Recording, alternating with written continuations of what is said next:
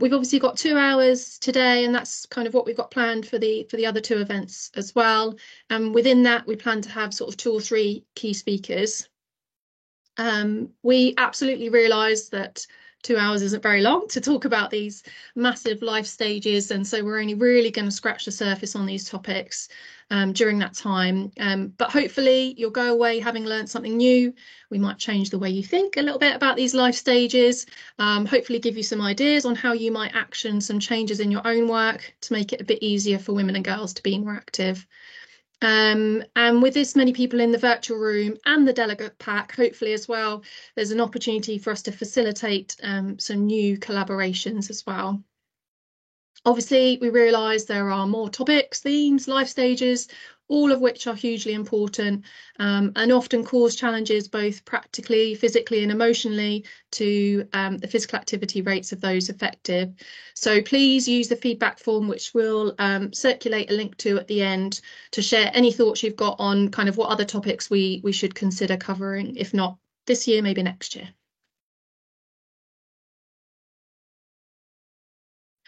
So we're very pleased to have quite a jam-packed agenda today. Kathy and I are going to start with a couple of slides just to help set the scene, talk you through our journey we've been on so far at Get Berkshire Active in terms of the women and girls work.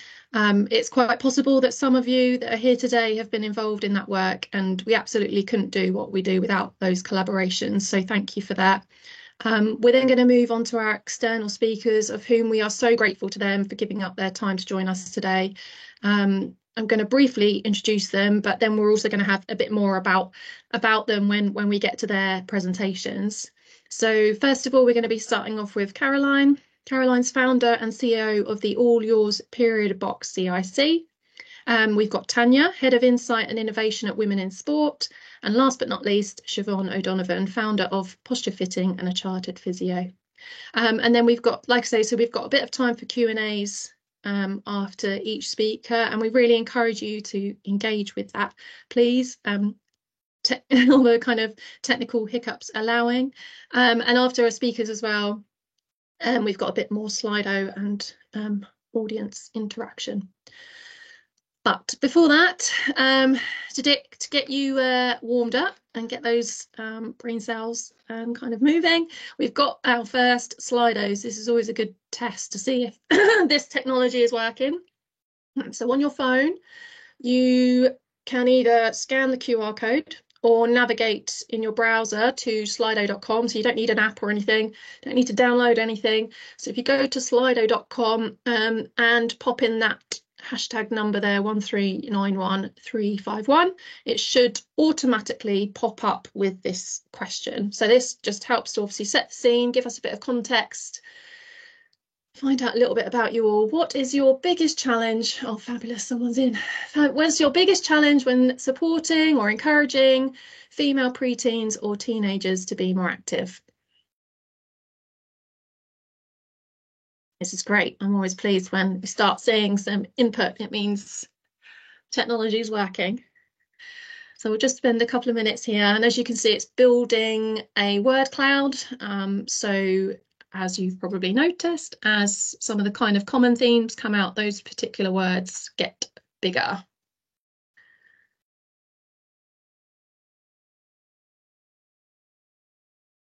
Yeah, lots about confidence, lack of confidence, and motivation. I like, yeah, this is all great. Thank you. Obviously, it's not great. There's lots of challenges, but it's great to see lots of input. So thank you. Yes, making it fun, making it cool. Yeah, keeping it fun and interested. There's a lot there about in terms of kind of just engaging them in something that yeah, is interested. Lots of, no surprise really, lots of sort of emotional barriers there, kind of body image, self-confidence, feeling nervous. And then some practical barriers as well in terms of the costs and the travel. And also in terms of finding the right type of activity there, I think, in terms of, there's a bit there in terms of choice.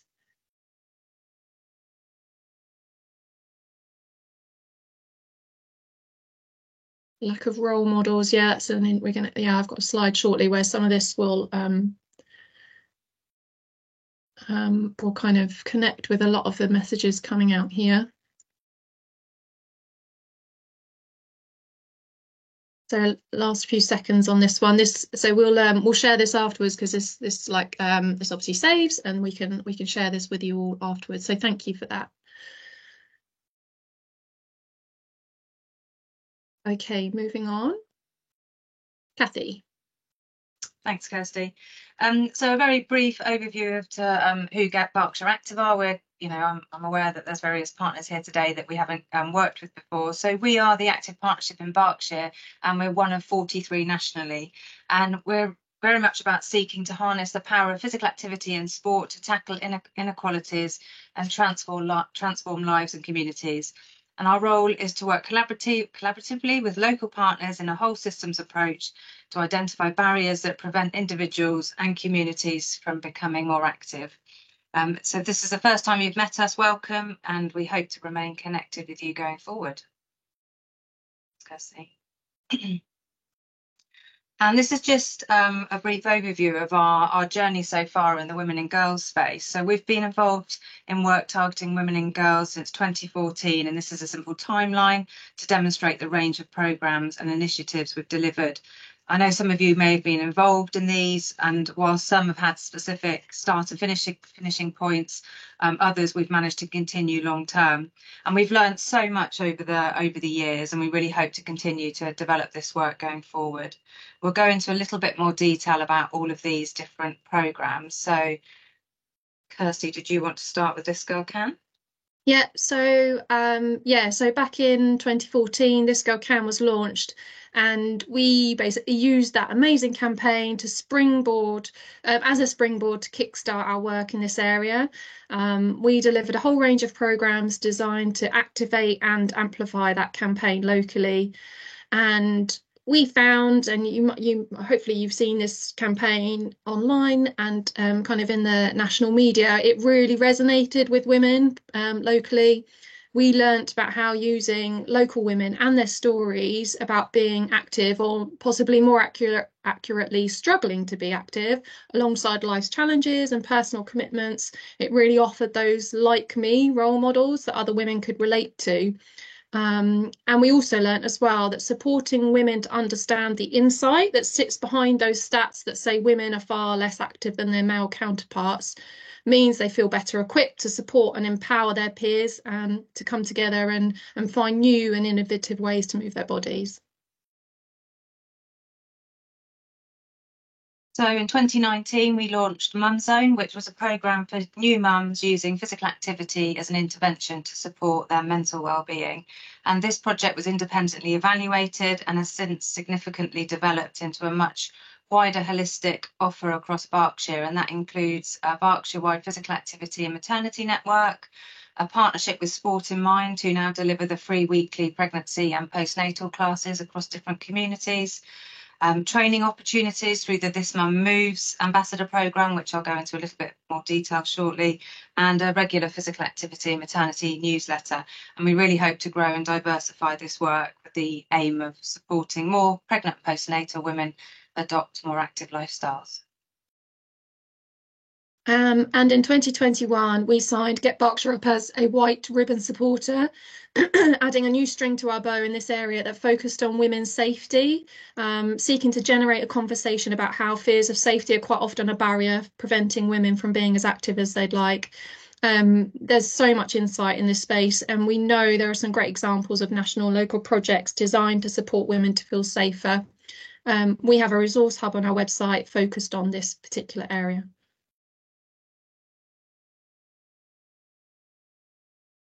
You're muted, Kathy.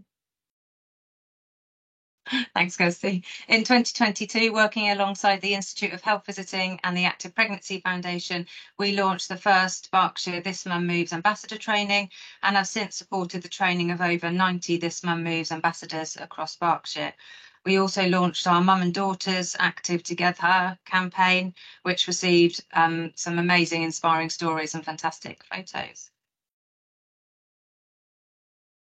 And similarly, last year, following a relaunch of This Girl Can, we focused, and that particular relaunch focused on the practical and emotional barriers women face when trying to be active. We ran another campaign called Barks Her. Similar to previous years, we used those real life stories of local women to bring this to life. And so, yeah, that journey all brings us to 2024 today, the wellness series. But before we head to Caroline, our first speaker, I just thought we'd share some thoughts on why we've chosen this particular life stage. So we know that a lot happens during this life stage, and we know that females are not as active as their male counterparts. And I'm sure Tanya from Women in Sport will cover more on this later. But this slide just attempts to highlight just some of the factors at play during this life stage that are likely to affect interest levels or motivations. And obviously some of those were coming out in that word cloud that you were all very kindly adding to before. So that first one around body image, obviously as a female preteen teenager goes through their puberty, they start their period and their body probably changes shape. It can bring up this real sudden sense of feeling self-conscious, affecting self-esteem and confidence. I realise I'm probably preaching to the choir here. Also, the societal standards of what you are expected to look like can also contribute to those body image concerns. Unfortunately, sport or physical activity can often appear quite male-dominated or competitive, fostering a culture that might not always appear welcoming to females. And unfortunately, whilst I feel like that next one is improving, there are still fewer female role models versus males in sport and physical activity. Limited access to sports facilities, again, that safety thing, safe outdoor spaces and recreational opportunities can also be a barrier to physical activity for teenagers. Educational priorities during that life stage, obviously academic pressures and the demands of schoolwork can take up a significant amount of time for teenagers, and therefore that may be prioritised over being physically active. Similarly, other interests or preferences might take priority over being physically active. And finally, we know that that last one has a huge role to play for children and young people, in that if the parents are less active, then the children are more likely to be the same. So moving on to our first speaker, Kathy, you're going to introduce Caroline for us. Yeah, thanks, Kirsty. So I'm pleased to welcome Caroline Herman, founder and CEO of All Yours Period Box CIC, a menstrual health project working to tackle period inequity and deliver high quality period education into our local communities. The project has been running since December 2020, and in that time has delivered over 15,000 boxes of period products and delivered numerous period education sessions to both young people and adults. So welcome, Caroline, and over to you. Thank you. I've just realised I think I gave you half my presentation stats there, so it's kind of old news by the time. Okay, that's all right. You can update everyone. Yeah, I am the founder and CEO of All Yours, which is a community project working to support people with their menstrual health. We started, if we could just go to the next slide, Kirsty, that kind of give people something to look at. So we provide boxes of period products to those struggling to afford or access them each month. And we do advocate for better period education in our schools and in our community. Our vision for society is where period products are free and universally accessible to anyone who needs them, along with that high quality period education that starts young and then continues through life.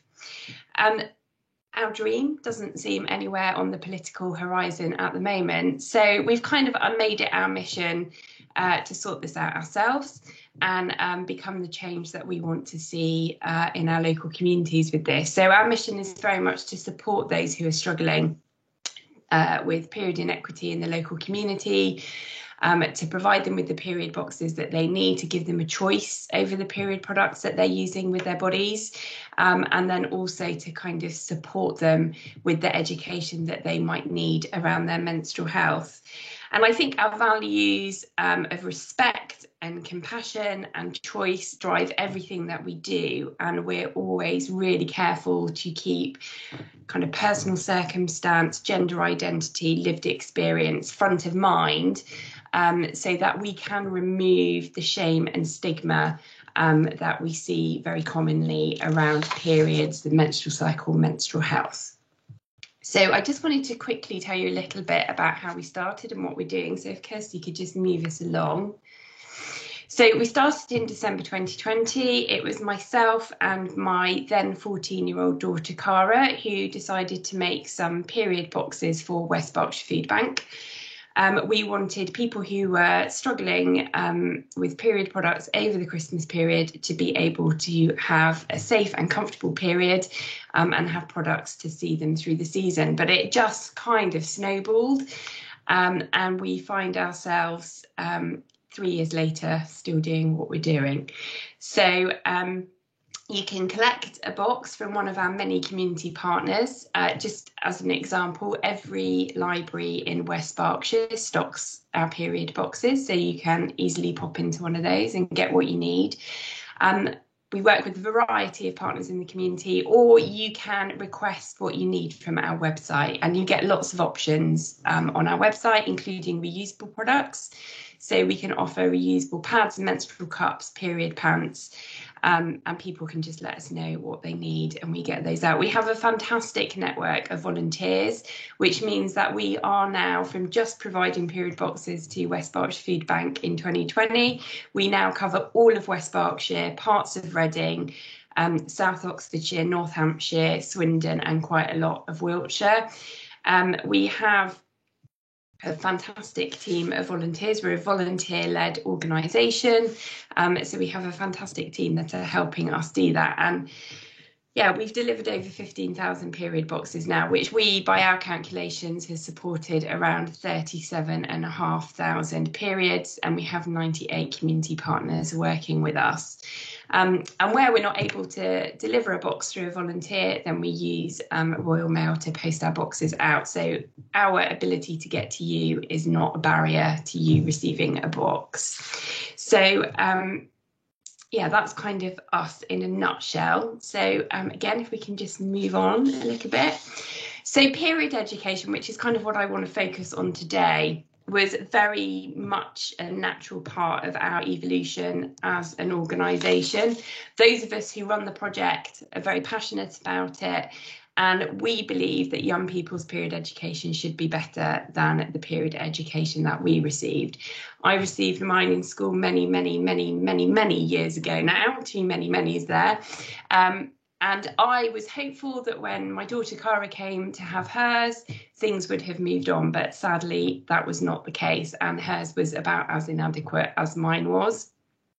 So as a team, we kind of got together and decided we wanted to do something about it.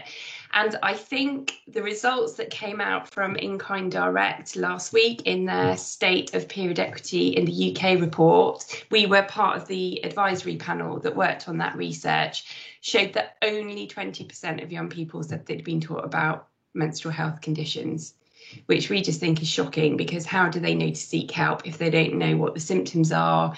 They don't know what's normal, what isn't normal, and more often than not, they're told to just suck it up. 70% of the respondents to the survey also said that they'd learnt what they knew about periods from friends and family. But with parents coming from the generation that I did, with pretty poor period education, we're not really seeing much progress. There's a lot of misinformation out there. There's a lot of old wives' tales spread between young people. It's not a reliable source of period education, and neither is TikTok. So we've created some workshops around period products, especially kind of covering the broad range of disposable and reusable products. And we also developed some workshops around the menstrual cycle to help young people understand what's going on with their bodies. We provide specific education on reusable products, as many people are really interested in them, but they don't really understand how they work. So a really good example of this, so I was doing some staff training last year, and we had a school nurse with us, and at the end of the session she said, I had no clue what period pants were. She said, I've been through menopause, I don't use period products, I would have had no idea to talk to my girls about this. So it's really important that we're kind of bringing period education up to date, and we are talking about new products that are on the market. So we do a lot of education in Wales, which might sound very random for an organisation that started in West Berkshire, but that's because Wales have a specific budget for period dignity, and in that is money for period education. Sadly, schools in England don't have that. So we're busy delivering period education across 4 local authorities in Wales, but we are also in the process, and we have started delivering the sessions, but we're looking for a bit more funding. We're funding a project in West Berkshire that is delivering period product education to 8 primary schools and 3 secondary schools. So we kind of wanted to bring that home because we think it's really important that everyone gets that level of education. So Kirsty, if we can move on. So I wanted to talk about period education and why do we make a fuss about it, especially for our young people? I think the simple answer is because young people have so many questions that aren't being answered. And I think what I want to get across this afternoon is that there's organisations like all yours that if you're working with young people and you want more information to be able to talk confidently with them about their periods and their menstrual health, you know, we're here, we can support you, we can offer that advice. So there are so many questions that they have. One of the really common questions that we come from across the age ranges is when will their period start? It's one of the worries that kind of bothers them most, and they kind of want you to be able to give them an exact time and an exact date, which obviously that's really difficult to do. Age isn't a predictor necessarily, so if a 13-year-old comes to you and says they haven't started their period, that wouldn't necessarily worry me. We're kind of seeing the age that period starts is dropping. So we know young people as young as 8 who may have started their period, but we also work with young people as old as 16, 17 who still don't have their period. And that's nothing for them to worry about either. We would just maybe put some support in place there just to make them feel a little bit more confident about what's going on in their body, and then also look for any triggers that might need kind of a GP's attention. So we often explain to them that levels of exercise have a massive impact. You have the early morning swimmers, you have the dedicated ballet dancers. The levels of exercise that they're doing each week will have an impact on whether or not their reproductive system is kind of getting going. Their eating habits and their weight, you know, there is a tipping point where your menstrual cycle will kick in, and some children just haven't achieved that weight yet. Sleep is a huge influence. It's all about having the energy to power your reproductive health and your menstrual cycle. And quite often young people just don't understand that they need more sleep. And again, environmental influences, they're a big factor these days. They can influence kind of all elements of our health. You know, what's in our food, the cleaning products that are being used around, and even the materials in our actual period products can influence what's going on with our menstrual cycle. So when we talk to young people about periods, we always try and make sure that you know, we're kind of explaining the whole picture of all the different things that might influence when their period starts. But we also believe it's really important that they understand how their cycle is actually going to affect them. And it's something quite often that we find adults don't understand themselves. So how can you explain something if no one's ever taught it to you? Firstly, we teach them the concept of cycle tracking. So tracking from the first day of their period through to the first day of their next period, so that they can understand how long their cycle might be. They can see if there's a pattern emerging in terms of how regular their periods are coming along. And over time, this enables them to begin to predict when their periods might happen. And also, as they kind of take that a step further, you know, kind of letting them understand what's happening during their cycle and what days in particular they might pick certain things up. So cycle tracking is something that we kind of try and give them the lowdown on. Then we kind of talk to them about the effects that their cycle might have on their body. So, for example, skin is often a big concern for them. Sometimes their skin might, to them, look terrible, and that would typically, we would find, be before or during their period. And they're going to have other parts in their cycle, typically around ovulation, where their skin maybe looks so much better. And it's teaching them not to get hung up on one or other part of that cycle, and understanding kind of that it will ebb and flow, and that we're looking over the entirety of how their skin might be before they decide that maybe they want intervention with their GP.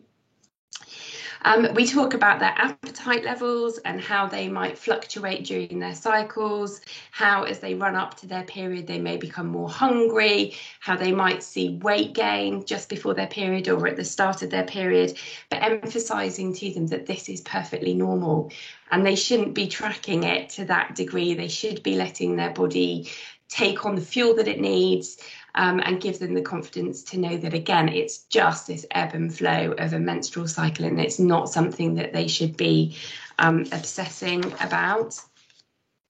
We also spend a lot of time with them mapping their emotions during the menstrual cycle, and I just wanted to give you like kind of a little brief overview of what that looks like. So at the start of their cycle, when they're in their period, we would call that their winter, and typically they might expect to feel a little bit tired and withdrawn there. After their period, before they get to ovulation, we might call that spring, and we might talk to them about how they may feel a little bit tentative or unsure in themselves. And then we talk about the peak that leads up to ovulation, which we might call summer, where they might actually start feeling invincible and more sociable and more confident and just about ready to take anything on. But then that can come with a little bit of a crash as they then go into their premenstrual stage, or their autumn. And that's when they might start to kind of experience these feelings of feeling grumpy or even angry or quite at odds with the world. And these range of emotions kind of happen relatively quickly over a short space of time. A 24 to 30 day cycle is not long to kind of go on that roller coaster of emotions. And it does take a little bit of time for the hormones to kind of calm down and stop accentuating some of those emotions so much. So it can be quite frightening for teenagers who are on that roller coaster and already have quite a lot to contend with in life. And then finally, we spend a bit of time talking with them about their inner critic. And it's that voice that typically crops up in your premenstrual phase of your cycle, your autumn phase, that can present as crippling self-doubt and a lack of confidence. And we tend to explore with them how they might challenge that, how they might use evidence from earlier in their cycle, kind of around ovulation when they were feeling invincible and on top of the world. It's to say, hey, hang on, in a voice there, I'm actually doing okay. And to just help them use their cycle tracking to just keep that kind of negative talk in check and to use it to maintain their self-esteem. So if we could just move on to the next slide, Kirsty, my last slide. So understanding the whole menstrual cycle is really important for young people, especially, kind of teens, but it's also really important that they understand their period. My opinion is that your period is a really good indicator of your overall physical and mental health. So we need to take note of what's going on when we bleed. So young people need to know what regular and irregular periods look like. So we talk about how cycle lengths can vary and how it can take at least 6 years to establish your menstrual cycle. And basically, it's the reverse of perimenopause.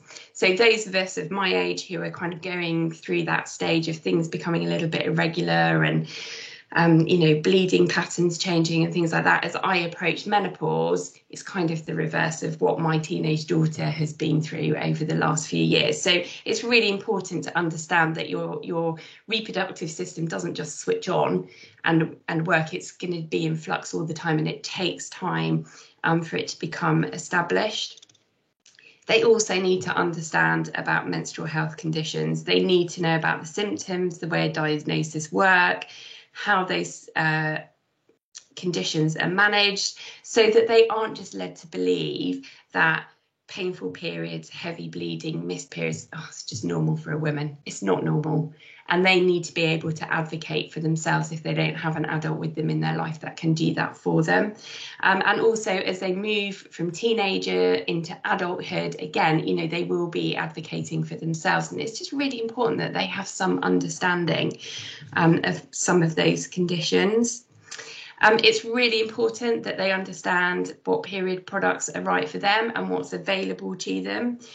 Just to give an example from my own life, when I was 15, I was on a German exchange trip and we were all meant to be going swimming, and there was a number of us on our period. And my PE teacher came storming into the room and told us all that we should be using tampons and that there was no reason why we couldn't be in the pool. Now, I've never got on with tampons. I have a funny located cervix and it just doesn't work for me. And that was exacerbated after I had my children. So tampons, menstrual cups, anything that I kind of like that just does not work for me. And that is the case for a lot of young people. There are products that will and won't work for them, and we believe that they have the right to understand all the options that they've got and to understand how to use those properly and safely as well. An example of that, again, is tampons. Overuse of tampons, you know, there runs a risk of toxic shock syndrome, and if they are being encouraged to use tampons, then they need to understand the risks that go with that as well. So then, just to kind of relate this back, I will be completely honest, I'm slightly out of my comfort zone being in a room full of people who are all very keen on exercise. But we do talk to them about being active during their cycle, even on their period. You know, there are exercises that can help relieve some of the symptoms of cramps and pains, but encouraging them really to do what feels comfortable for them. We also teach them that it's okay to have different energy levels during their cycles, and sometimes they'll want to be more active than other times. We also talk about how intense exercise or activity during their period might leave them feeling depleted later on in their cycle. You know, this applies to life in general. If they're too busy, under pressure, they're stressed during their period, that can then show up with a delayed ovulation, a missed ovulation, you know, excessive tiredness, exhaustion, or lack of energy later on. And I think there's maybe people on this call who have periods and continue kind of life apace during their period who can perhaps relate to that then kind of lack of energy that kicks in later on during the cycle, and it can quite often be linked back to what you were doing while you're on your period. So with all that said, we do promote rest and recovery, especially during their period, but we do, I promise, also encourage them to stay active at other times. But it's something we tend to overlook as a society. Our society isn't great at fitting in with the, you know, kind of 24 to 32 day cycle. And we believe it's really, really important that we teach young people to create space for their menstrual cycle and to respect the role that it plays in their overall health. So there, that's my flying visit of period education. Thank you so much, Caroline. That was so interesting. That was great. Thank you, Caroline. There are a few questions in the chat. Do you want me to read them out to you? Yeah, if you could. Okay. Yeah, sure. So I'm on mastermind now, right? Yeah, don't worry. Do we have any intel about why girls are starting periods sooner? Is this possibly linked to an increasing number of children carrying additional weight? I think, yes, so there are several things that I've seen kind of research on. Firstly, it is children carrying additional weight. They're reaching that tipping point of weight, at which point their reproductive system kicks in. And sadly, obviously, the earlier, the younger they reach that weight, the sooner their periods are going to start. There is also evidence that suggests that there are environmental factors, toxins, chemicals that are kicking around, you know, stuff that's in our food that again is kind of messing with our endocrine system and kick-starting reproductive systems probably sooner than we saw 30, 40 years ago. Thank you. Is that okay, Yasmin? Was there any further questions on that? No. And the other one, is this programme offered in safe homes? This would be invaluable for survivors of domestic violence and their children. We are happy to deliver this work anywhere it needs to be delivered. We typically work in schools, but we do also work with community organisations. So we deliver in youth centres. We've delivered to supported living units for young girls who've just become parents. So if it's the kind of thing that you're looking for, we're happy to look and work at how we can maybe deliver that for you. And location isn't necessarily a boundary, because we deliver this online as well. So whatever kind of works for the organisation, we can work around that. Yeah, thanks, Caroline. Do you have a model of what, for example, a year-long programme would look like in one school, and then people can then calculate if they wanted to upscale that, for example? Is there, or is it kind of very much a one-to-one conversation depending on the need? We kind of tailor what we deliver to what the schools need. Most schools deliver around the current PHSE curriculum, in which menstruation has a grand total of 83 words. And that is typically delivered during a biology lesson. We know that, like in primary school, year 5 and 6, they typically get their period talk kind of in the Easter or beginning of the summer term. So if you'd asked me to do this talk in June and July, I would have said you're having a laugh, because that's when we're in school kind of mopping up the questions with the younger children, because they've just had their period talk. So we're very flexible with schools. Secondary, it's a bit broader. We can deliver that in at any time of the year, really. So that makes it a little bit easier for us.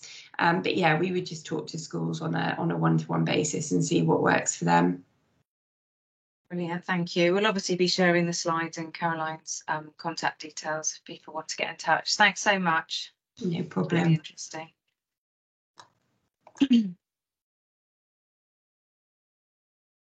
Okay, so I'd now like to introduce Tanya Martin, Head of Insight and Innovation at Women in Sport, which is a UK charity with a 40-year record of success in securing change based on its deep understanding of the needs and aspirations of women and girls, and breaking down stubborn gender inequalities within the sports sector and beyond.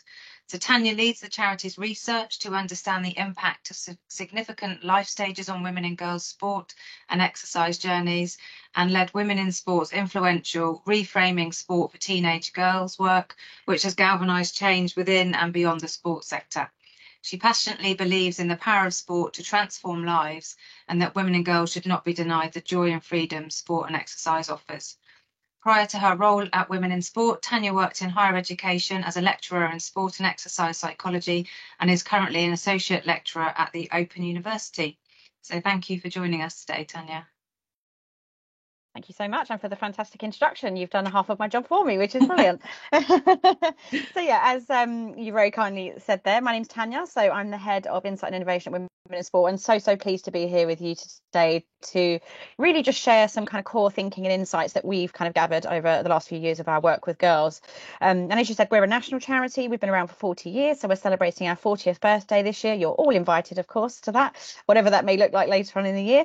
But our work really focuses on in-depth insight research into understanding the lives of women and girls, but also we use campaigning and advocacy and partnerships within and beyond the sports sector as well to really galvanize that change and make sure things are really kind of changing on the ground.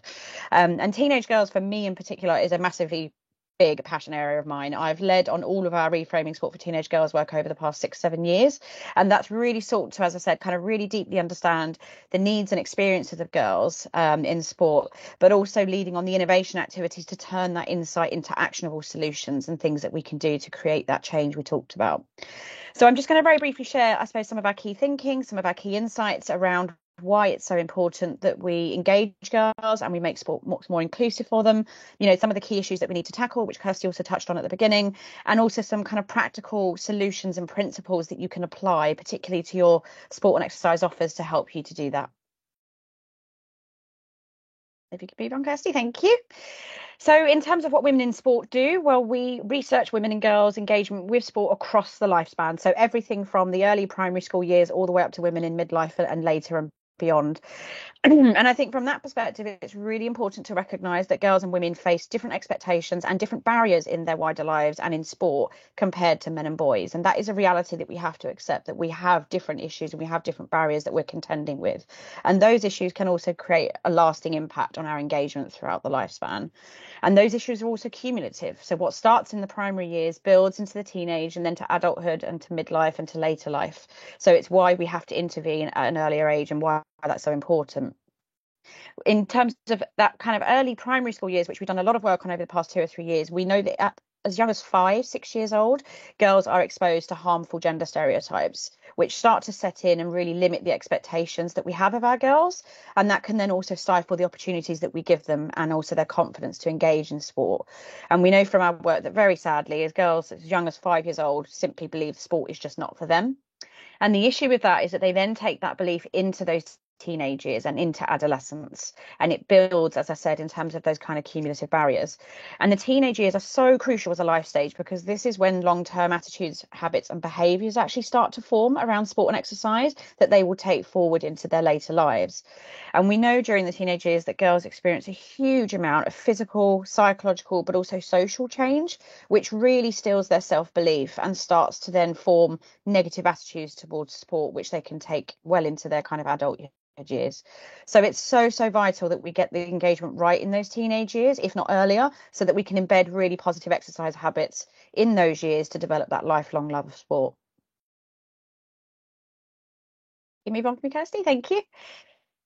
And so I suppose just to pause really and take sport out of the equation, but let's really think about why it is so important to support girls to live more active lives generally. And in all of the research and all of the data that we trawl and have trawled over the years, we know that particularly for this generation of teenage girls, they are facing some deeply worrying issues that previous generations have not. In terms of their physical health, we know that 37% of girls are overweight or obese. And obviously, we know that there are long-term implications of that if that's not dealt with soon. Happiness levels for teenage girls are at an all-time low. Really sadly, only 14% of girls say that they feel very happy, compared to 38% of girls back in 2009. That is a shocking fall in happiness levels for girls generally. So something we really need to be asking ourselves why. And then almost a quarter of teenage girls have a probable mental health disorder. And we know that beyond those mental health disorders, serious issues such as eating disorders, self-harm are on the rise. And then finally, when it comes to body image, which Kirsty again pointed out earlier, over 1 in 3 girls aged 11 to 16 are unhappy with their body image, which is just really sad that by age 11, girls are already unhappy with the way they look and the way that they feel in themselves. Great, if you can move on, Kirsty. So we know as a charity and we know as a society that being physically active and playing sport can help combat a lot of those really worrying life issues that we've just seen there. And it can have a really positive impact on their self-esteem, their health and their well-being. But what we also know is that too many girls are not engaging in sport and exercise, and they are missing out on the wealth of benefits that they can actually get from that. We know from our work with primary girls as well as secondary that the gender gap in physical activity and sport starts to emerge as young as 7. And when we look at the recent Active Lives data that's come out a couple of months ago, we can see that only 44% of girls are currently meeting recommended levels of physical activity. And we know that girls from lower socioeconomic groups as well and Black, Asian and minority ethnic groups are even more likely to be inactive than girls generally. But I think what we also need to remember is that participation is only half of the picture. We can get girls active and we can bring them along to sessions, but what sustains their engagement in those sessions and that kind of love of sport and exercise is their attitudes towards sport and exercise. And we know that there are even bigger gender gaps when it comes to those attitudes between girls and boys. You can see from the Active Life stats here in the chart that girls enjoy sport and exercise far less than boys. They feel far less confident and they also feel far less capable than boys too. And when it comes to more organised kind of sport and activity participation, especially team sport as well, there is a very big 22% gender gap in the amount of girls taking part in team sports versus boys. And we know that team sports in themselves can also bring a wealth of benefits beyond just physical health and well-being, but in terms of leadership, communication skills, teamwork, all of those kind of skills as well that girls should be able to learn. Thanks, Kirsty. So when we're thinking about trying to tackle some of these inequalities and trying to work with teenage girls, we think it's really, really important to recognise that teenage girls are not one big homogenous group. We can't treat them all the same because they're not all the same, especially when it comes to sport and exercise. We know they have different needs, they have different motivations, but I think most importantly, they have different lived experiences of sport and exercise from young, which you can see on this spectrum that we have developed through our research over the past few years. I don't have time to go into massive detail, but just to very kind of quickly point out, I suppose, that their experiences range from those girls who have never ever engaged in sport, never done any sport or physical activity from a young age and don't consider themselves sporty, to those girls who actually really did love sport and exercise when they were younger and they did lots of it in primary school and then have fallen out of love with it in their teens, to those girls who actually are highly engaged in sport and it really fits well with their identity and fuels their sense of enjoyment and belief in themselves. And I think understanding the spectrum of girls and how that differs and keeping them at the center of your thinking is really key to actually connecting with them in a meaningful way and creating solutions that are tailored to their different needs. Thanks, Kirsty. So what we've done beyond that spectrum is actually start to quantify that. We really wanted to understand what does this spectrum look like in wider society for boys and girls and really try to understand the scale of that. And what we found that was only 4 in 10 teenage girls actually identify as being sporty now versus 6 in 10 boys. So we know there is already a gender kind of disparity there in terms of those boys and girls and how they identify. But what's even more concerning to us, if you could just click the slide for me, Kirsty, is that 43% of girls, that's around 1.1 million girls in the UK, sorry, 1.3 million girls in the UK, used to consider themselves sporty when they were younger. They used to enjoy it, they used to engage in it, but now in their teenage years, they have fallen out of love with it. And that is happening on a much, much bigger scale for girls than it is for boys. So 4 in 10 girls are dropping out of sport and disengaging in those teenage years compared to just 2 in 10 boys.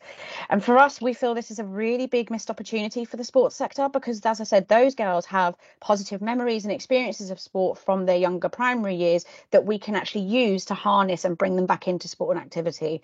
But actually, first and foremost, we should be stopping them dropping out in the first place and disengaging from sport. And we need to work much, much harder as a sector to enable that. So what I'd like to do now is just briefly show you a video which really just lets the girls speak to you in their own words and speak to you about why they have fallen out of love with sport and what some of the big issues that they're facing.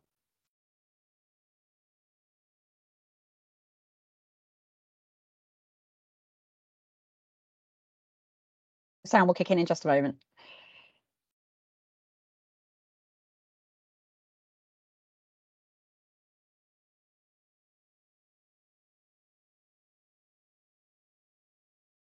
Don't think there's any sound, Kirsty.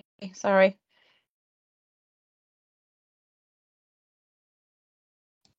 Okay, bear with me then. I'll just come out and go back in again. Hold on.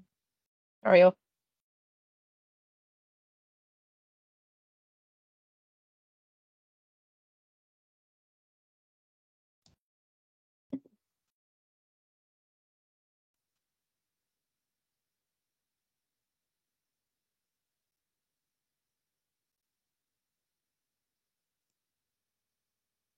Being in a sporting team or just doing sporting really involves your body, and that's what you're really vulnerable about, particularly at my age. Like you don't want to put it out there and you don't want to use it. Going that it's hard being a girl, especially with the clothes you have to wear sometimes, like leotards, not good with like body image and stuff, or changing in the changing room sometimes is a bit of a hassle, especially if the changing room is jam packed.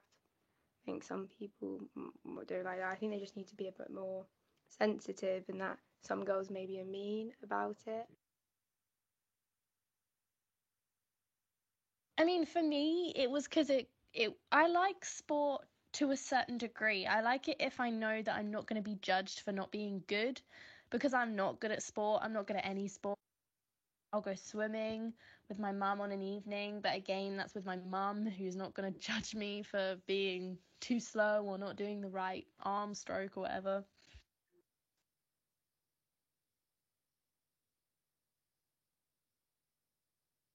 I think that girls my age start dropping out of sport because at school there's a lot of pressure on work, and achieving and homework, and I think it just becomes tiring.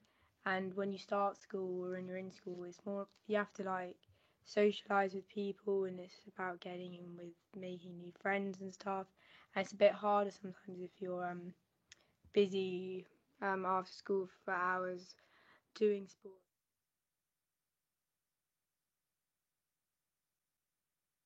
Not everyone is such a big fan of sport. Not everyone wants to take it so seriously.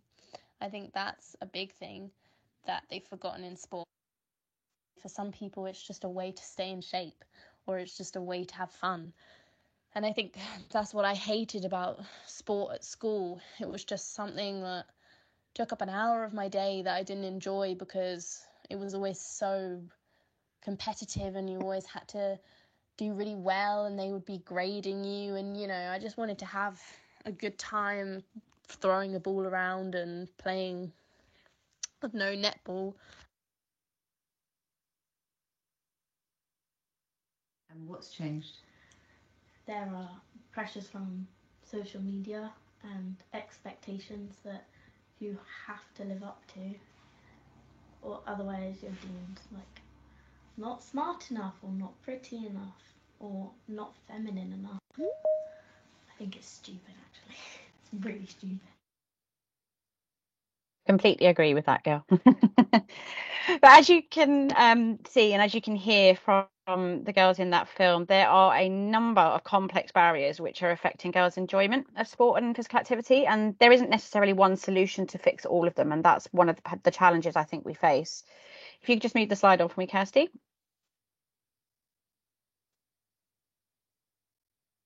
Great, thank you. What we've done is to have a look at those barriers across the board for girls and boys, and again start to quantify and understand the scale of these when it comes to that kind of gender disparity. And we can see from the stats here on the screen that girls typically have much lower confidence when they're doing sport and exercise, and they lack self-belief in themselves and their ability. But I think it's really important that we all remember that, you know, girls are not born underconfident.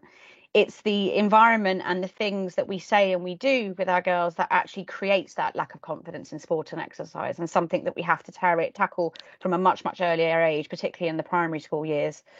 Girls tend to find sport and exercise a lot harder, but they also feel more judged and more scrutinized by others. So don't like being watched and feel that when they are watched, they're going to be critiqued and kind of scrutinized by everybody around them. And as Kirsty spoke to at the beginning, many girls don't feel safe outdoors in comparison to boys. And we've done a lot of work in that space as well. And they also feel the pressure of schoolwork much more and actually deprioritize sport and exercise as a result, as opposed to boys who are actually encouraged to keep going with sports and exercise while they're studying rather than dropping it. And I think it's just really important to think that as sport and exercise providers, we really need to reflect, I suppose, on whether what we offer is positioned and delivered in a way that minimizes these barriers, or whether in fact sometimes we unknowingly and unconsciously reinforce some of these barriers. And so bringing them into our awareness and thinking about how we can tackle these, I think, is a really helpful thing to do.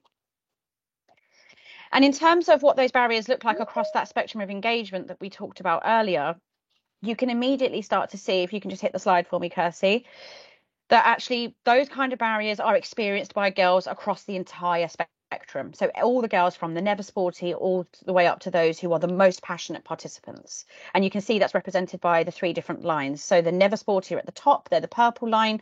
They feel all of those barriers a lot more than girls further down the kind of spectrum. But even if you look at the most sporty girls, so the most passionate participants, so the blue line at the bottom, you can see that actually a significant proportion of those girls still feel a lack of confidence, feel judgment, don't like being watched. And so we need to really guard against those girls actually disengaging as a result of those barriers and then dropping out of sport altogether, which is what we're seeing. And then you can see from the two purple kind of columns actually where the overlay is very similar between different groups of girls, and that's around periods. So all girls, regardless of how sporty they are, find periods a barrier. So it's really great to hear from Caroline earlier this morning on some of that information, and also schoolwork. So the pressures of schoolwork and the pressures of periods are two things that actually across the board are impacting girls. And I think just looking at this graph, it just gives you insight into actually, in terms of the girls I'm trying to engage, am I engaging those girls who have got no experience of sport and exercise, and therefore my approach may need to change for them, versus those girls who have, disengaged, or those who are currently really engaged with different activities. And so in our work with teenage girls, I think what I just want to highlight is there's some really consistent themes that come through, and our work has been looking to try and tackle those over the past couple of years and think about what the solutions to these might be. And those core issues are, first of all, that girls tend to have a very narrow experience of sport. If you can just hit the slide for me, Kirsty. Thank you. They have a very, very narrow experience of sport. They often only do sport and exercise in PE. And obviously, we know that PE in itself can provide a limited experience and sometimes a very negative experience for girls as well.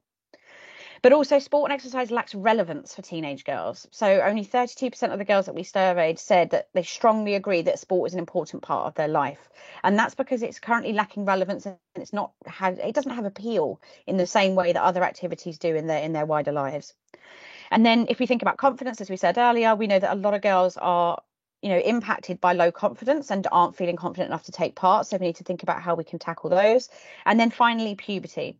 So as we said earlier, and Caroline and Kirsty have both touched on, that impact of puberty is massively significant in the teenage years and really ramps up the feelings that girls have of being watched, of being scrutinised, and then the more practical barriers around being active on their period as well. If you can just click once more for me, Kirsty. So all of these issues combine actually in terms of the problems that are currently happening for girls in sport and exercise. And what our research found is that by the end of puberty, so around the age of 17, 18, 7 in 10 girls will have disengaged and dropped out of sport completely. So we are working really, really hard to try and change that stat. So in terms of tackling those issues, our work really starts with the girl and really trying to understand from her eyes and from her perspective how we can address some of those barriers and how we can make sport much more relevant and meaningful. And to do that, we have to look through the girl's eyes first, so that we don't start with sport, but that we start with the girl's needs and then we work our way kind of outwards. You can move on for me, Kirsty. And just hit the slides for me. Thank you. Brilliant. Thank you very much. And what our work is, particularly around reframing sport for teenage girls, has been doing over the past 4 or 5 years is to really understand and explore what is it that matters to teenage girls most in their lives. And if we can understand what matters to them in adolescence and the things that they're really needing and wanting, we can make our sport and exercise offers much more appealing and relevant if we can embed these kind of anchors into our offer. So I haven't got time to touch on these today, but you can read more about these in our research reports, which we can share, or also on our website. But there are broadly 5 key things that we need to think about when we're designing sport and exercise offers for girls and engaging them. It's the support network that they have in place. So that links to friends, but it also links to family members as well. And knowing that people like mum, for example, is a massively significant role model for them. We've got social connection, which is very much about how girls really operate in the online world and how we can bring elements of that into sport and exercise in order for them to have those social connections that they need, but also how do we translate that into sport and exercise more broadly so it gives them the sense of belonging they need.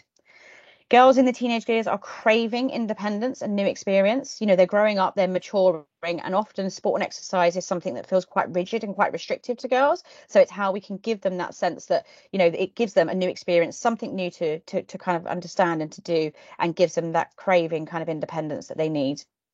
And then moments of pride is a very, very big one because it links to that confidence and that self-efficacy we talked about earlier. So how do we give girls really proud moments in sport and exercise, whatever shape or form that may take, in order to build their feelings of self-worth?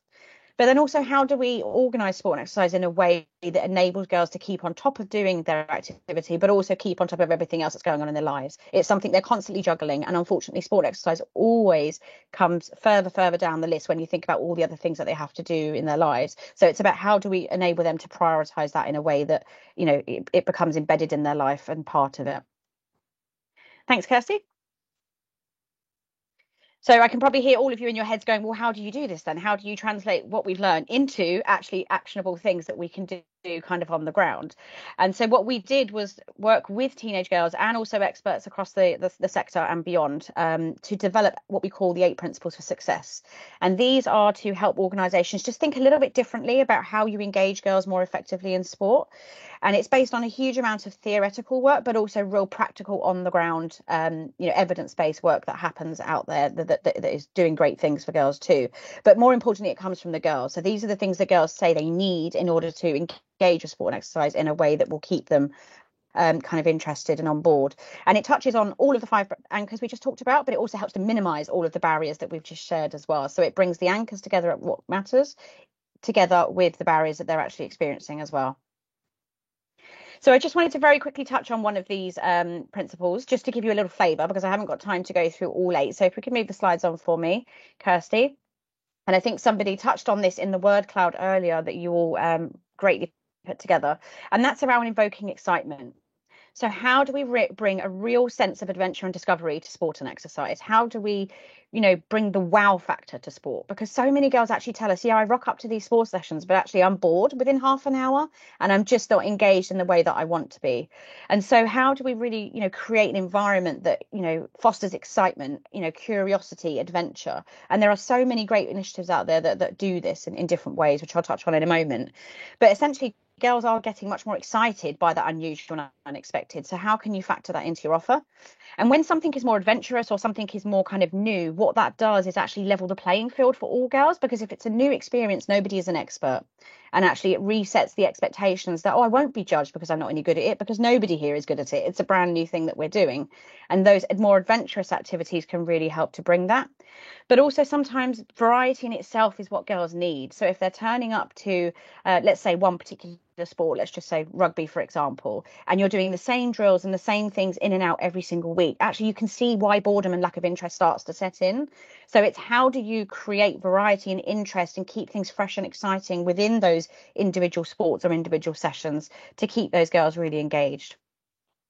So just one very quick example of this, which I think is a brilliant initiative that is running across the UK, is something called Clubbercise. If you could just hit the slides for me, Kirsty.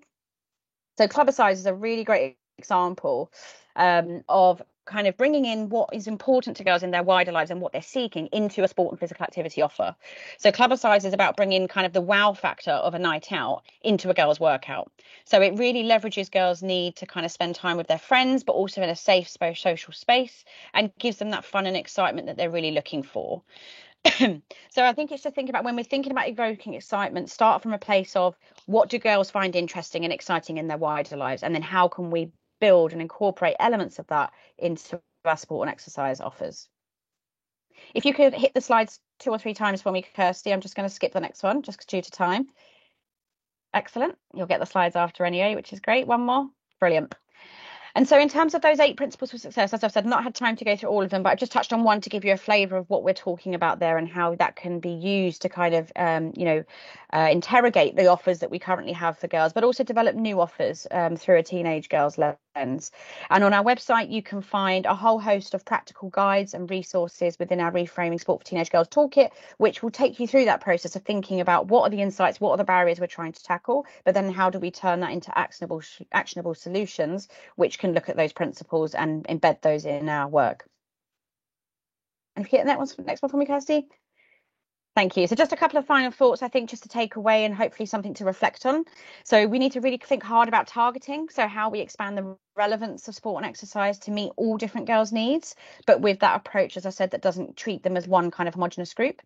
I think FOMO is really, really important when it comes to sport and exercise. Actually, how do we make your sport and exercise offers so hard to resist that the girls just want to go every week and they want to bring all their friends along too?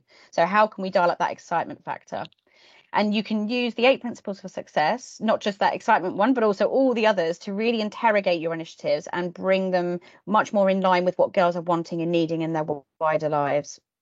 And I think really important, which is evident, obviously, because you're all here today, is thinking about collaboration and best practice and sharing ideas. In order for us to really substantially change the dial for teenage girls and to really change things for the better for the future, we have to get better at sharing. We have to get better at sharing the good things that we're doing, the good things that are working, and really work with each other a lot more to build more sustainable kind of solutions. Great. So that was a whistle-stop tour of our Reframing Sport work over the past 5 or 6 years, but I hope it's given you some insights to think about and to reflect on and take away. And as I said, we've got a whole host of resources and information on our website that you can access to help you, take some of that stuff away and do some great things with it. So thank you so much. I appreciate you listening. Thank you, Tanya. That was fantastic and some amazing takeaways there. So really, really useful. Thanks so much for all of that. Just like to open the floor really for any questions. We had a couple of comments around the importance of language to engaging non-sporty girls, and I know you touched on that, and movement, flexibility and other type words is so important to use. Is there anyone that would like to come off mute and ask anything before we move on to our final speaker?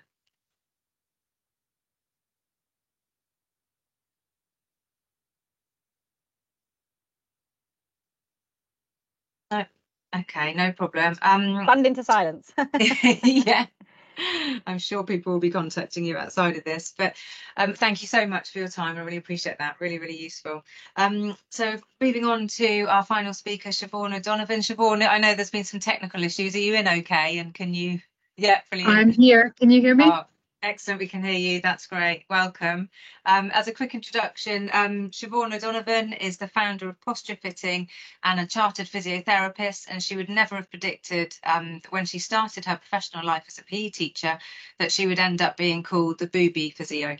The desire to prevent sports activity related injuries prompted her to retrain, and many years later finds her specialising in breast weight management, enlightening and empowering women and girls in how breast weight can impact all aspects of their lives and how simply it can be managed with the right information. So thank you for coming today, Siobhan, and over to you. I think Kirsty's going to move your slides on for you. Brilliant. Thank you very much. I'm just going to set a timer because, so I'm in Cork, I'm in West Cork, and any of you who know Ireland know Cork may know that the Blarney Stone is in Cork and people kiss it to get the gift of the gab.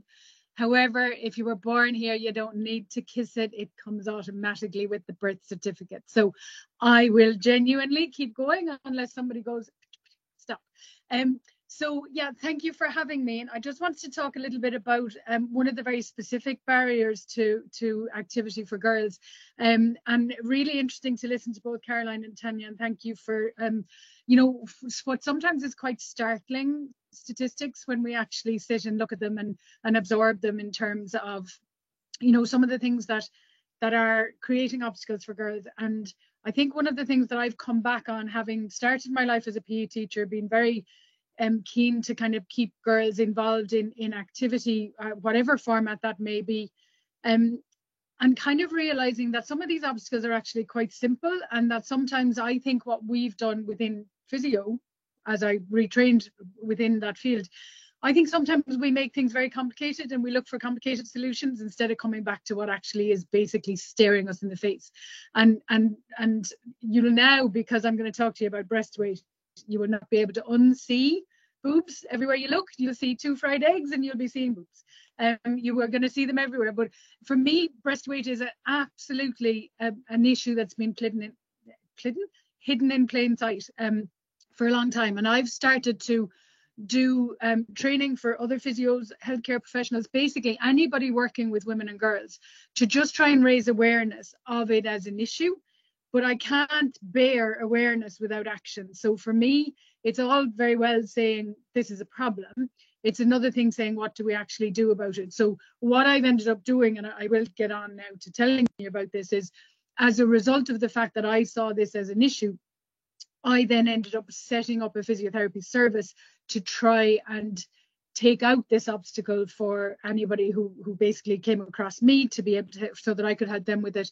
And then as a result of realizing that it wasn't really fair to just keep that to the women and girls of Cork, I kind of figured I'd better spread it. So now I'm doing more work and just basically trying to get this worldwide. But you'll probably hear a little bit more about that as we go through the presentation.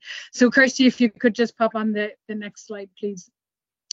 So just a little bit of background on me. As well as having started my life as a PE teacher, I also ended up kind of as a very late starter in rugby union, and ended up playing for Ireland, which put me into kind of an interesting situation because I had physioed for the England women's team before I ended up playing for Ireland. That was kind of handy. Well, we needed all the help we could get at the time, but I suppose I do understand the compellingness of competing at that level, and the determination and the commitment that you need. But also, having been a PE teacher, I also get the other end of it. I also get the girls who don't particularly want to be involved. So I suppose I can understand a little bit of both spectrum there. I was in, after being teaching in London, went off to the States to do my master's over there, specialised in the prevention of sport and exercise activity, injury, that type of thing, because that was really where my focus was. And then came back to the UK, and I ran my own place in Lancashire for a good few years.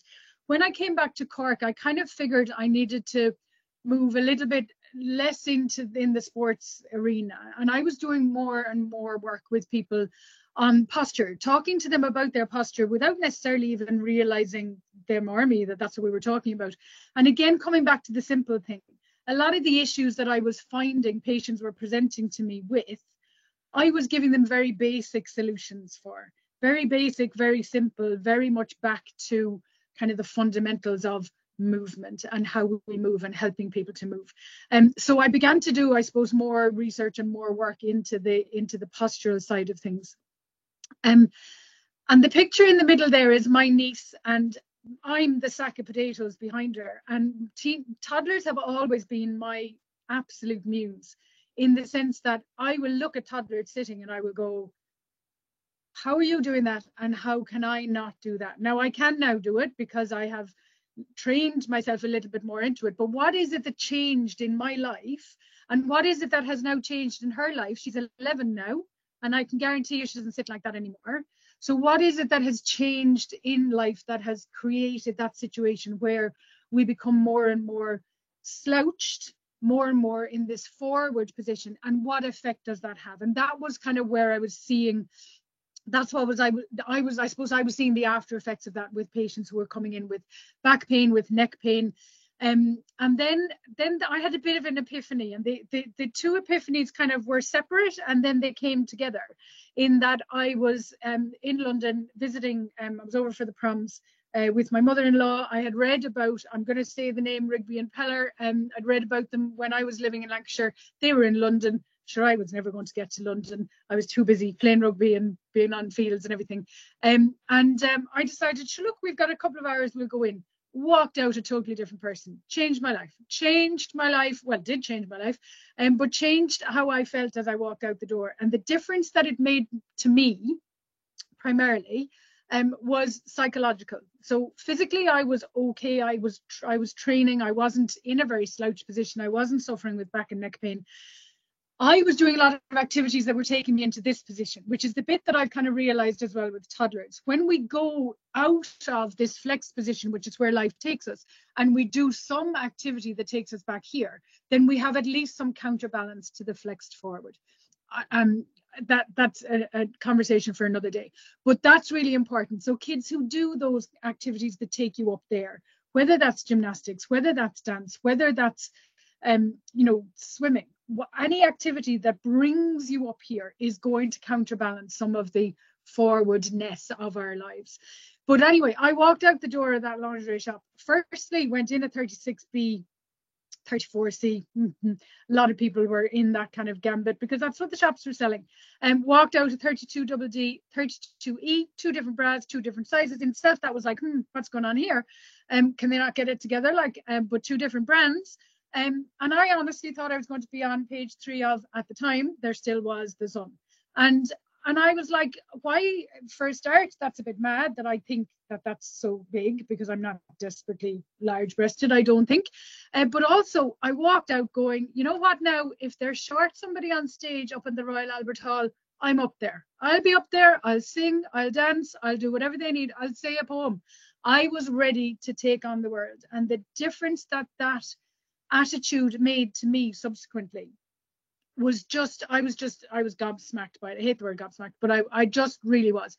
So I kind of went, you know what, if it's having that effect on me, how much of an effect is going to have on my patients? So I basically started to put the 2 and 2 together, and then did a lot of research into bra fitting, and kind of went, why have I, a physio, a strength and conditioning coach, a former PE teacher, an international athlete, how have I managed to not find out about this until long after I've already retired from playing rugby?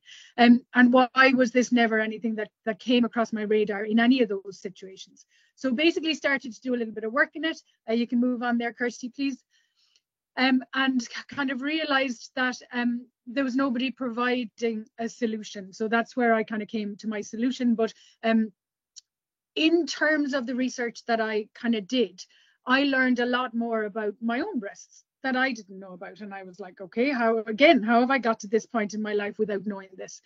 And breasts change over our lifetime, and they change as a result of 2 effective categories, either life stages, where if we are lucky enough to reach that stage of life, these things happen without our control, and physical changes which may or may not be under our control. So the physical changes we're not going to get into today. They could be somebody being pregnant, somebody breastfeeding, they could be weight loss or gain, they can be illness, injury, surgery, any of those kind of things. Those are situations that may happen to somebody but aren't necessarily guaranteed. If we look at life stages, puberty is a very obvious change where a girl, a preteen or a younger girl will have had no breast tissue and then her breast tissue develops. So clearly there is a change there. Breast tissue changes over menstruation, and most people don't realize this, that your breast gets slightly bigger in terms of size, in terms of volume, in terms of weight as you get closer to your period, and then it gets smaller again after your period, because basically our breasts are preparing ourselves for the possibility of pregnancy. When that pregnancy doesn't occur, then the breasts go back to the I am not on pregnancy kind of alert anymore. They change over menopause, which is something that, again, a lot of people don't know, and there are changes with aging. So I've put in the back, don't tell me I've already done 10 minutes, oh my goodness. I've put in the back, sorry Kirsty, I'm going to go over. I've put in the back there just an image that I really like, and that image was something that somebody said, I saw it on a blog, that breast weight is kind of like putting some wet laundry on the line, and then there's a wind that comes through, and the movement of breast tissue is like that really heavy piece of material being blown around by the wind, because the way our breasts move is not unidirectional. So people talk about breast bounce, and they talk about breast bounce, and that's what would be considered a vertical component. But actually our breasts also move side to side, so mediolaterally, and they move what we call AP, and anterior posterior, which means they go into our body and they come, they go away from our body and they come into our body. So our breasts are going to move when we exercise, and this is something that we know is going to happen, so we know we need to do something to be able to impact that movement so that it is comfortable to exercise and not embarrassing, and so on. Kirsty, if you can move on there, and you probably should move on faster so I stop talking. We are going to talk a little bit about the varying impact of breast, but I'm not going to go into this in detail. I do an 8-hour workshop in this that you're all very welcome to, because it's for anybody who works with women and girls. But we look at the physical effects of breasts on how we feel and how we move. And that, I suppose, was what I was most interested in when I first started, on helping my patients to feel better, helping them to move better. So there's direct impact, which can be breast pain in itself. There's MSK, which is musculoskeletal issues. So upper back pain, lower back pain, mid back. Here's an interesting stat. Women get more back and neck pain than men. If you read the research, don't bother, I've read it. If you read it, I've read it, and it tells you all these different reasons why women might get more back pain than men. Nobody mentions the 2 elephants in the room. Nobody, not at all, in any of these studies. Completely ignored. Indirect impact of our breasts on how we physically feel and how we move. It can affect how we breathe. It can affect our pelvic floor functioning. And some of that is related to our posture. So this is why, for me, it's more than just about supporting breast weight externally. It's also about supporting it internally. So if I sit in a slouch position and I take a deep breath, I will not get as much air in as if I sit up tall and take a deep breath. So, and my pelvic floor will function differently if I'm in a more upright position as if I'm in a slouch position. Shock absorbency is different if my breast weight is controlled. So we have lots of physical reasons to be more aware of how they move and more aware of being able to minimize excessive movement. The bit for me that was hugely impactful was how we feel psychologically. And again, reading about that, massive area, a lot of information in this area from plastic surgery, actually, post people having had breast reductions, how much more confident they feel, how socially, quite apart from activity, socially how it changes things for people, how women will not go out and go to activities because they feel people are looking at their breasts, how they will stand in the back when they're having photographs taken, how they will wear, you know, a woolen scarf that hangs down over their breasts. And all of those things are I suppose adaptations that women have made over the years because they are not proud of their breasts or because they don't have a positive relationship with it. And certainly participation levels in activity are massively impacted by breast weight. We now know because somebody has finally asked the question. Okay, Kirsty, if you want to move on, please. So I won't go through these in detail, but basically there are lots of physical reasons why lots of physical impacts of breast weight. I've mentioned a couple of them there. Actual pain from bra straps. 80% of the support from a bra should come from the band. And when we rely on the straps, which is what the vast majority of people do, the straps then dig in because breast weight is hanging down in the straps. And that is an actual groove on one of my patients' shoulders. From a psychological perspective, slouch posture, which is encouraged by unsupported breast weight or poorly supported breast weight, can cause a lot of anxiety. We know people can have their depression levels eased by the potential of exercise in that area, and certainly just physically being unable to do things. Simona Halep had a breast reduction. She was world tennis #1. She had a breast reduction done at 19 because she was struggling to rotate because of her breast size. Now, I've seen pictures of her and I'm looking at her going, I wish I'd known you, Simona, because I'm looking at what you are supporting yourself in using the sponsors kit. I hope there's nobody from any of the sponsors on here. And I, she and I would have had a different conversation and it wouldn't have ended up, well, possibly not ended up in surgery. That's one of my goals, is to try and minimize people having to have surgery because there is no other option right now. Okay, Kirsty. So I mentioned earlier about there being research that has shown that we know that women and girls their activity levels are affected by their breast weight. So if we look at the picture on the right, this is one of my favorite pictures in the whole wide world, because the woman in the pink at the front, she's running with her elbows away from her body. Her breasts are in the same position as her torso. She's happy out. Look at the woman in the picture behind, in the same picture, the woman behind, she's still happy, bless her, but she is holding her breasts with her arms. She's holding her elbows into her side. Therefore, when she's running, she is running totally differently. Her respiratory system is working completely differently. Her pelvic floor is working completely differently. So that woman's enjoyment of exercise is going to be affected. And we know from studies that have been done where they actually offered breasts as one of the potential reasons for activity levels being less than what they should be. I think 33% of the women were not achieving the targeted levels or the guidelines. 17% said their breasts were a barrier. So that's 1 in 5 almost of that cohort. When they were actually given the opportunity to mention breasts, they selected it as being the 4th most common reason for not being as active as they could be. So if we look at it from a performance perspective, definitely not going into that now because that's a whole different ballgame. But basically, it does affect how people perform. So when we're talking about elite sports, or we're talking about girls trying to stay in a sport because they have a performance remit with it, breast support, if it's poorly supported, negatively impacts performance, and if it's positively supported, positively impacts it. Okay, Kirsty. So this is a study that was done, and this I refer to this study all the time. It was done in 2016. The University of Portsmouth has an amazing group called the Breast Health Research Group. They've done lots of work on breast health, and they did this study of 11 to 18-year-old girls, over 2,000 of them, 2,069 girls they surveyed, and 73% of those girls between 11 and 18 had at least one, or if not more than one, breast-specific concern in sports, 38% of which was breast bounce. 46% had some effect already on their participation. So they had already pulled out of some level of sport or exercise because of their breasts.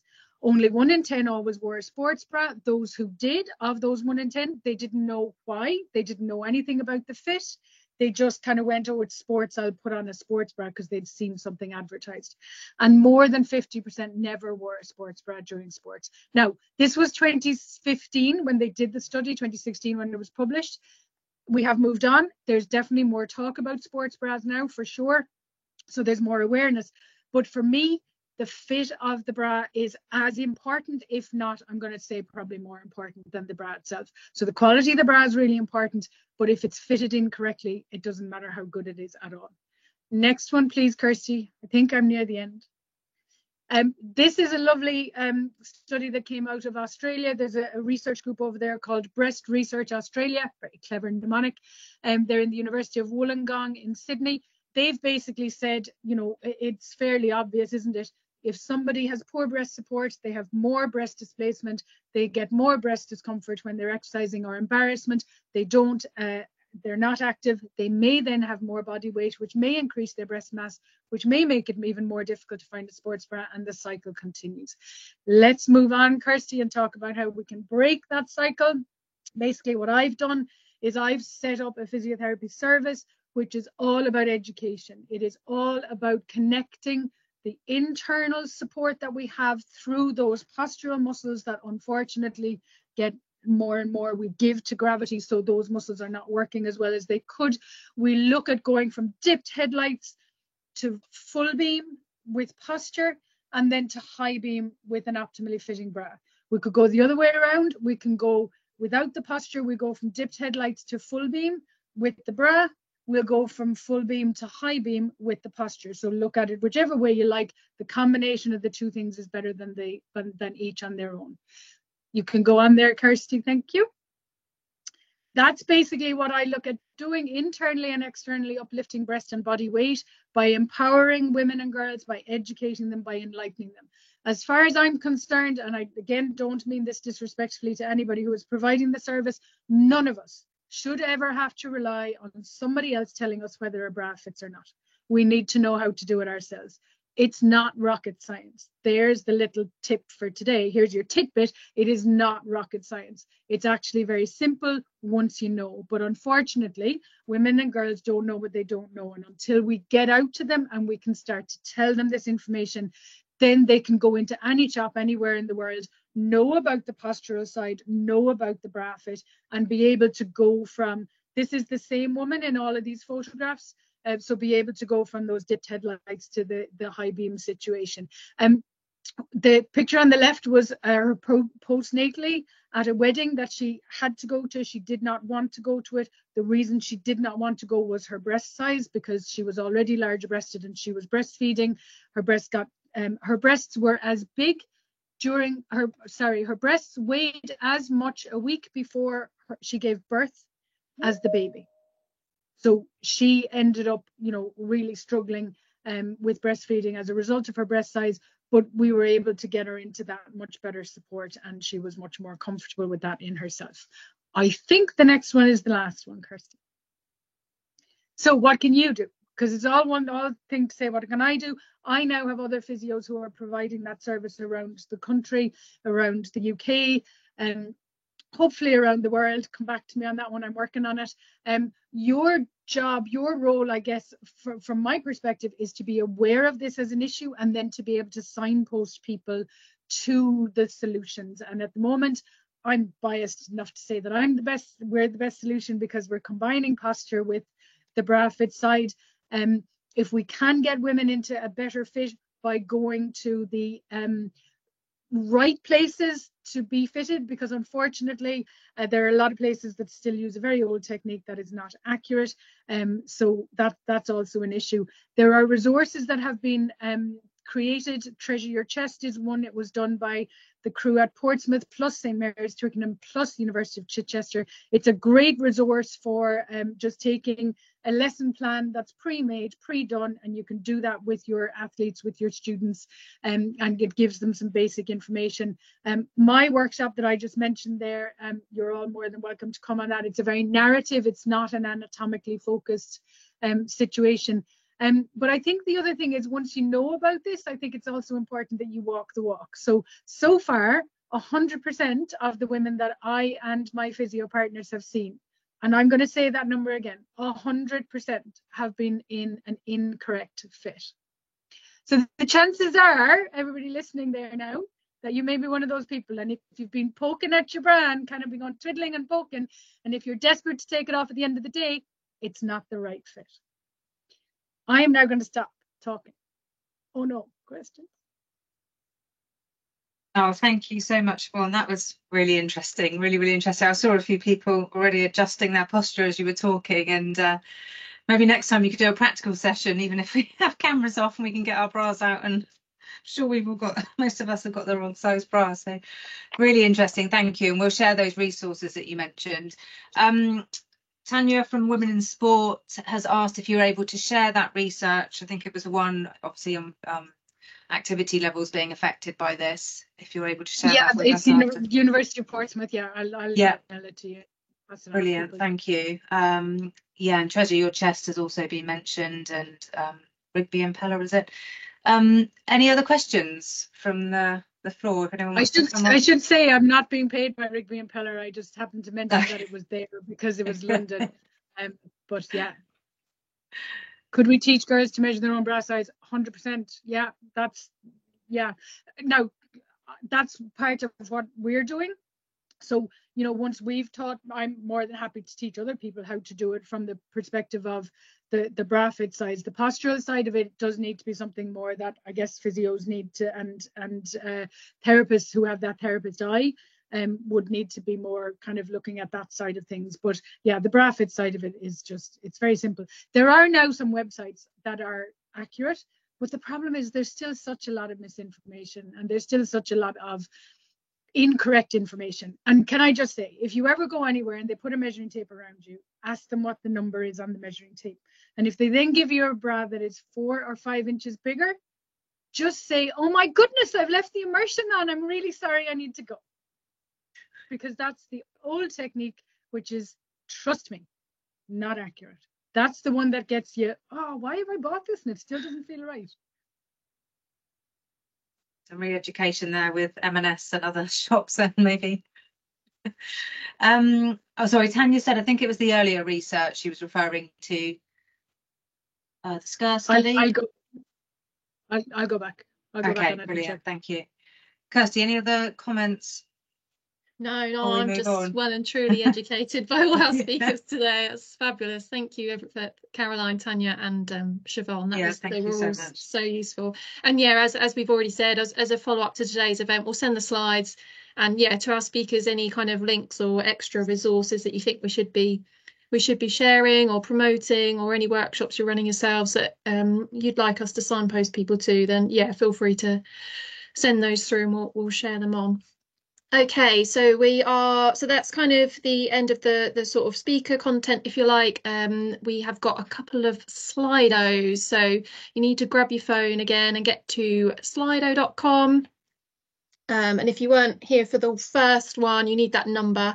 Well, you either scan the QR code or you pop that number in, the hashtag 1391351, and hopefully the question has automatically popped up on your phone.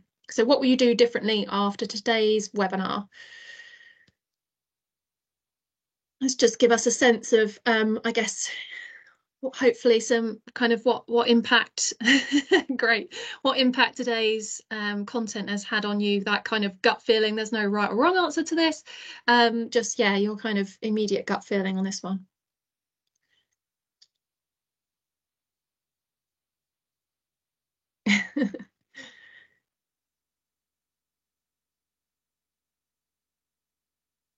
Great, thank you. Keep going, everybody.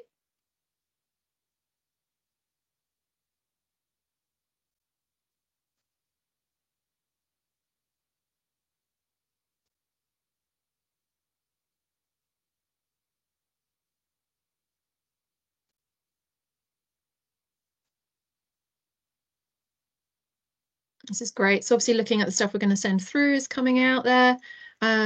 Yeah, some of those principles that Tanya was talking about in terms of creating that excitement and empowerment. Yeah, clearly Siobhan's messages there are having an impact on how we think differently about posture and so on. Yeah, and some of the things that Caroline's been talking about as well coming out. Brilliant, thank you. Keep going with this. So I've done this one as just a list. So if yours kind of like ends up falling off the screen, it's just because we're getting more responses. But again, we could share this afterwards because it might inspire you to think about some other kind of actions as well.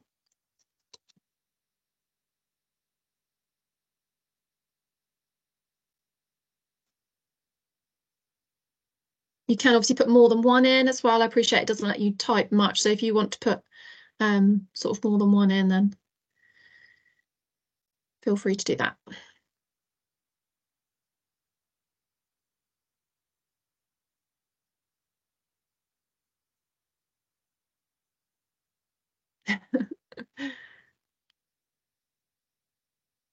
This is great, thank you. Lots of some kind of themes coming out in terms of empowering girls, thinking about what they're wearing, looking at the research.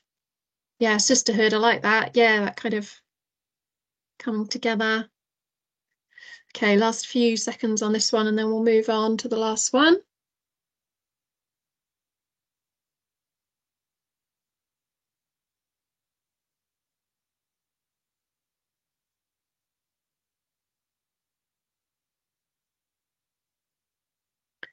Okay, so if you finish typing the one you're on, and then I'm going to move on. So, so we've obviously been talking about preteens and teenagers today and the kind of barriers and challenges that they're facing when they're trying to be more physically active. So if you had a magic wand today, and with all that in mind, what would you change?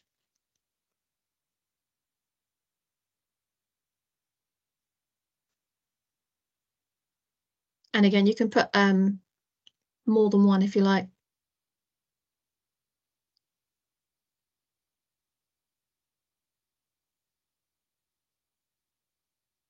This is great, thank you. Can be as, yeah, crazy as blue sky thinking as you like.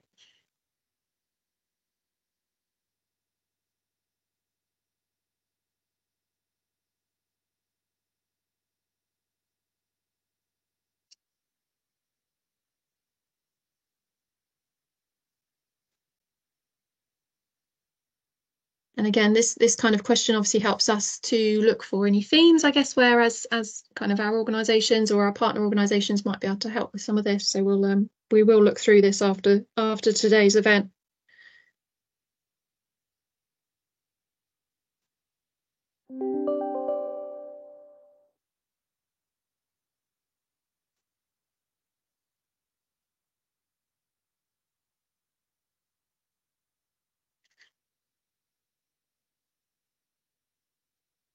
This is great, everybody. Thank you. I can't obviously I can't scroll down. That was me trying to scroll down and keep adding to that if it lets you.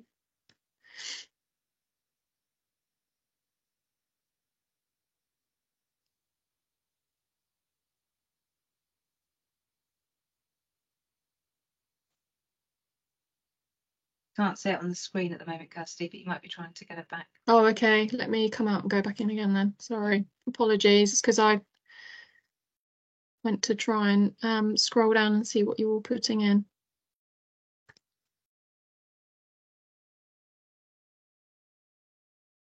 Nope.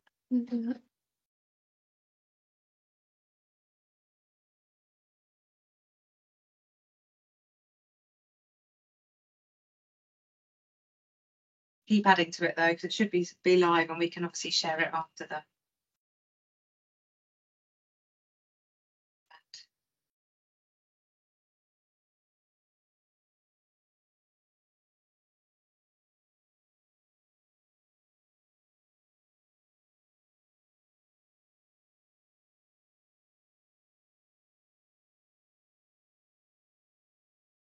Can you see it now, Kathy? Yeah, we can. People are still adding, so thank you everyone. Okay, Some thank fantastic you. things coming in. My laptop's sort one more of minute. starting to struggle a bit. That's great. There's a few people. I mean, it will stay live, won't it, Kirsty, for a bit anyway? Will it, even if you move on? I'm not sure if it stays live now when I move on to the next Okay, slide. So if you just finish the one, but yeah, we can. I can see a couple of people are still typing. Okay.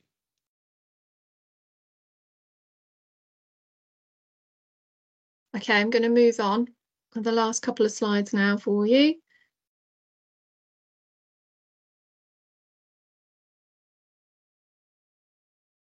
So as we've already said, after today we'll be sharing a copy of the slides and any sort of associated resources and the delegate details where consent has been shared, where consent has been given. We'll share the delegate details. We're also going to have a section on our website where we'll host the recording from today's event, and like I say, any other kind of really useful resources. So we'll make sure you get a link to that. If you're not already, make sure you get signed up to our newsletter. Again, we'll send details on how you do that, and our social media. That's where obviously we tend to post kind of, I guess, kind of trying to stay up to date with what we're sharing. And similarly, if there's anything you'd like us to share on your behalf, then feel free to send it through to us and we can add it to our newsletter and social media platforms. If you haven't already, it's worth taking a look at the This Girl Can campaign hub, where you'll find, there's loads of resources on there and assets that you can access for free. And similarly as well, thinking about Tanya and the Women in Sport website, that's got lots of really useful information on there as well. And then if there's anything you'd like to share with other people in this virtual room today, feel free to use the chat to share any links, any details, email addresses. It's kind of your opportunity now to sort of shout or promote about anything there. And we can collate that and send that out. So if there's signposting opportunities, local opportunities you'd like to raise awareness to, then we're happy to collate all of that after. So please put any links in the chat. Thanks, Kathy. And we've got a couple of moments if anyone's got any final questions or wants to come off mute and ask anything. Feel free to use the chat or come off mute.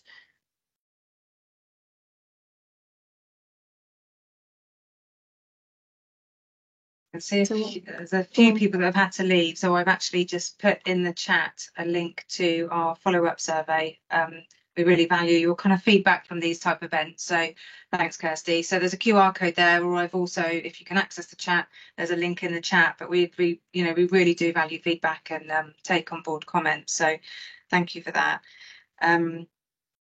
I think really, we've kind of come to a close. So like Kirsty said, we'll send out the slides and a follow-up. Please do keep in touch. Please send any emails after if you have any questions or you'd like to talk more about this topic. Thanks for all joining today, and a special thanks to our speakers, Caroline, Tanya and Siobhan. Really, really fantastic, useful, interesting presentations. So we really value your time today. Thank you.